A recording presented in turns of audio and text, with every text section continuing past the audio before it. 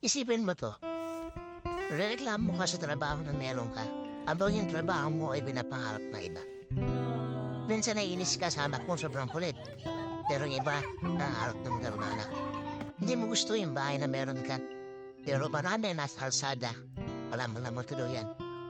Minsan gusto mong bawiin yung sarili mong buhay, pero yung iba, gagawin ang lahat para lang mabuhay.